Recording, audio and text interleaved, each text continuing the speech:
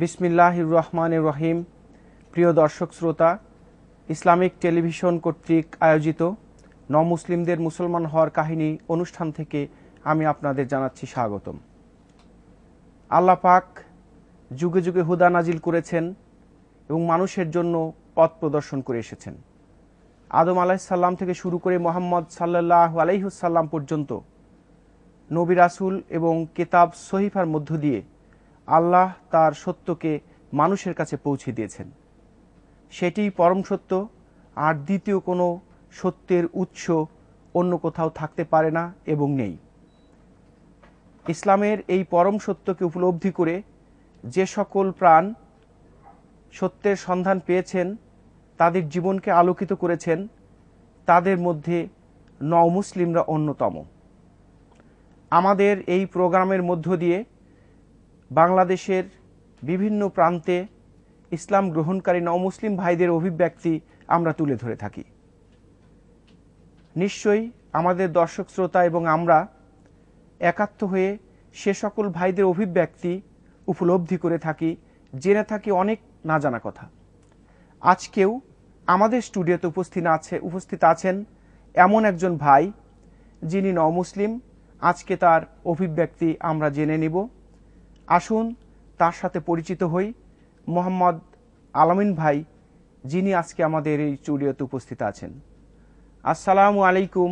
ওয়ালাইকুম আসসালাম রাহমাতুল্লাহ। আলামিন ভাই, আপনাকে আমরা ধন্যবাদ জানাচ্ছি এবং মোবারকবাদ জানাচ্ছি অনেক কষ্ট করে ইসলামিক টেলিভিশনের স্টুডিওতে আসার জন্য। আপনাকেও ধন্যবাদ, এবং আপনার মাধ্যমে আমি ইসলামিক টিভি চ্যানেলকে অনেক ধন্যবাদ জানাচ্ছি যে আমাকে এখানে আমার নওমুসলিম হওয়ার কাহিনী অর্থাৎ কিছু ঘটনা বলার সুযোগ করে দেওয়ার জন্য। তো আলামিন ভাই, আমরা আপনার সম্বন্ধে যা জেনেছি, আপনি এখানে এসেছেন যে কারণে, অর্থাৎ আপনি একজন নওমুসলিম। তো আমরা খোলামেলা কিছু কথা জানবো, এটাই বোধহয় প্রোগ্রাম। আপনি খুব ভালো করেই জানেন। অবশ্যই আমিও কিছু বলতে চাচ্ছি খোলামেলা ভাবে। তো আপনার পূর্ব নাম কি ছিল? আমার পূর্বের নাম ছিল সুজিত কুমার সাহা। সুজিত কুমার সাহা। এখন আপনি মোহাম্মদ আলামিন। জি। তো খুবই ভালো কথা যে আপনি সুজিত কুমার সাহা থেকে আলামিন হলেন। আর এই আলামিন হওয়ার পেছনে অনেক ঘটনা আছে, আবার হওয়ার একটা বড় পরিক্রমাও আছে, সেটা আমরা জানবো। তো সবকিছুর প্রথমেই আপনার পারিবারিক তথ্য আমরা জানতে চাচ্ছি। তা আপনার বাবা মা বেঁচে আছে কিনা, ভাই বোন কজন, আপনি তাদের মধ্যে কততম ছিলেন, ঠিক এই বিষয়গুলো আমাদের জানাবেন। আমার স্থানীয় বাড়ি হচ্ছে নারায়ণগঞ্জ। নারায়ণগঞ্জ? জি, নারায়ণগঞ্জ প্রপারে। আমার বাবা মা জীবিত আছেন। আচ্ছা। আমরা দুই ভাই এক বোন। ভাইদের মধ্যে আমি ছোট। তার মানে আপনি টোটালে দ্বিতীয়। আমি তৃতীয়।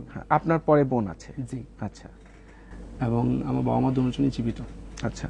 তা আপনাদের যে পারিবারিক অবস্থা, তারা কি করেন? আমার পারিবারিক অবস্থা খুবই ভালো। আচ্ছা। আমার বড় ভাই এবং বাবা, আমার ফ্যামিলি একটা বিজনেসের সাথে জড়িত। কি বিজনেস করেন এবং কোথায় করেন? আমাদের নিজস্ব হুঁশিয়ারি আছে, তারপর বিভিন্ন যে ইন্ডাস্ট্রি আছে। তো আমার ফ্যামিলি খুবই সচ্ছল ফ্যামিলি। আচ্ছা। তার মানে আপনি মোটামুটি যেভাবে বলছেন, নারায়ণগঞ্জে হোশিয়ারি ফ্যামিলি, মানে হোশিয়ারি কারবার আছে, যা আছে তাতে বোঝা যাচ্ছে যে অর্থনৈতিকভাবে আপনারা বেশ। জি জি, নারায়ণগঞ্জে ভালো অবস্থায় আছেন। মানুষই আমাদের পরিচিত। আচ্ছা। তো এরপরে আপনি পড়াশোনা করেছেন কোথায়? আমি পড়াশোনা করেছি ঢাকা ইউনিভার্সিটি থেকে পলিটিক্যাল সায়েন্সে। মাস্টার্স কমপ্লিট করেছি ওখান থেকেই।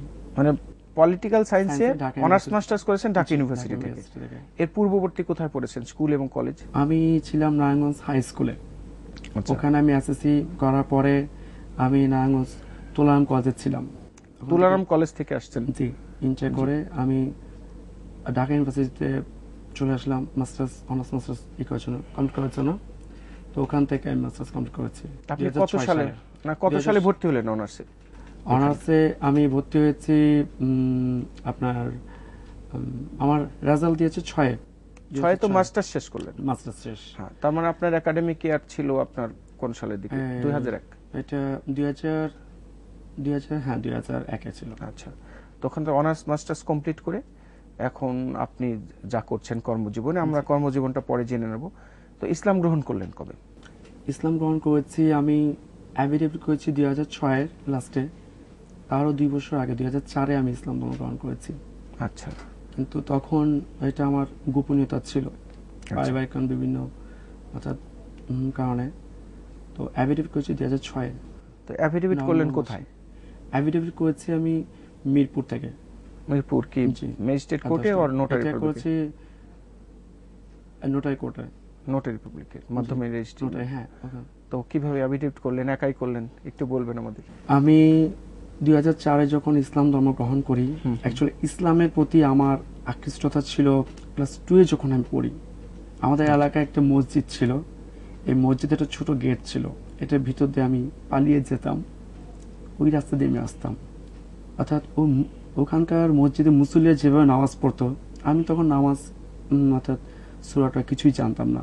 তখন তো আপনি ছোট। হ্যাঁ, ছোট, কিন্তু তারা যা করতো আমি তাই করতাম। এটা আমাদের খুব ইম্পর্টেন্ট একটা ব্যাপার।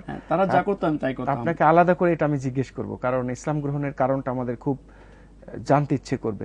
তো আপনি ঠিক অ্যাফিডেভিটটা একটু বলুন। অ্যাফিডেভিট করলেন? অ্যাফিডেভিটটা হচ্ছে আমি 2006-এর যতটুকু নভেম্বর মাসে, আচ্ছা, আমি মিরপুর 10-এ মিরপুরে ওখানে আমি একজন হুজুর আছেন, ওনার নাম হচ্ছে মোহাম্মদ আব্দুল জব্বার। আচ্ছা, ওনাকে আমি হুজুরকে আমি সবকিছুই বললাম।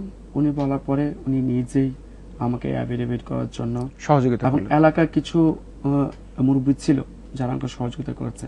আচ্ছা, এরপরে নোটারি পাবলিক থেকে আপনি অ্যাফিডেভিট করলেন? নোটারি পাবলিক থেকে আমি অ্যাফিডেভিটটা সম্পন্ন করি। আচ্ছা, ঠিক আছে। তো আপনার এই যে অ্যাফিডেভিট করলেন, ইসলাম গ্রহণ করলেন, তো ইসলাম গ্রহণের কারণ কি এবার আপনি বলুন। মানে আপনি শিক্ষিত একজন ছেলে, ঢাকা ইউনিভার্সিটি থেকে, মানে বাংলাদেশের সর্বপ্রথম বিশ্ববিদ্যালয়, সে অনেক দিন আগে, নাকি 100 বছর হতে যাচ্ছে, 2000, মানে অলরেডি 1921 সালে প্রতিষ্ঠিত এবং সবচেয়ে ঐতিহ্যবাহী। সেখান থেকে আপনি পড়াশোনা করলেন, পড়াশোনা করে আপনার নিজ ধর্ম ত্যাগ করে আপনি ইসলাম গ্রহণ করলেন। নিশ্চয়ের পেছনে একটা বড় কারণ আছে। সাধারণ আবেগ তাড়িত হয়ে একজন শিক্ষিত মানুষ তার অবস্থান পরিবর্তন করতে পারে না, লজিক থাকে। তা আপনি ইসলাম গ্রহণ করলেন কেন? আমি ছোট থেকেই, কিছুক্ষণ আগে আপনাকে বলেছি যে ক্লাস টু যখন আমি পড়ি, আমি তখন থেকে একটু ছোট কাল থেকেই সবাই বলতো যে আমি একটু খুব পাকনা চালাক ছিলাম। আমি তখন থেকেই দেখতাম যে হিন্দু ধর্মে অনেক যে কুসংস্কারগুলো আমার চোখে সবচেয়ে ধরা পড়ে। একটা ভিক্ষুক যদি আসতো, একটা হিন্দু ভিক্ষুক আসলে তারা হিন্দু ভিক্ষুককে ভিক্ষা দিত, একটা মুসলমান ভিক্ষুক আসলে তাকে ভিক্ষা দিত না। 1, 2 নম্বর হচ্ছে দুপুর হলে তারা একটা ভিক্ষুক যদি তার পেটে প্রচন্ড খিদা থাকতো, তাও তাকে দিত না, যে এতে তাদের ক্ষতি হতে পারে। মানে টাইমের একটা ব্যাপার আছে যে দুপুরে কাউকে ভিক্ষা দেওয়া যাবে না। একটা মানুষের পেটে খিদা, সে কখন অর্থাৎ খিদাটা কখন টাইম দেখে চলে না। তা তো এই যে বিষয়গুলো। আরেক হচ্ছে তাতে যে মূর্তি পূজা, এগুলো আমি দেখলাম যে একটা মূর্তিকে যদি আমি গিয়ে ধাক্কা মারি, সে আমাকে ধাক্কা মারতে পারে না। একটা এমন বিভৎস আকার মূর্তি যেগুলো আমি নিজেই ভয় পেয়ে যাই। হ্যাঁ, কিছু মূর্তি বিভৎস। কিন্তু আমার মা, যিনি আমাকে জন্ম দিয়েছেন, দেখতে খুব সুন্দর। আমার মনে হয় সে মূর্তির চাইতে আমার মা খুবই সুন্দর আচ্ছা দেখতে।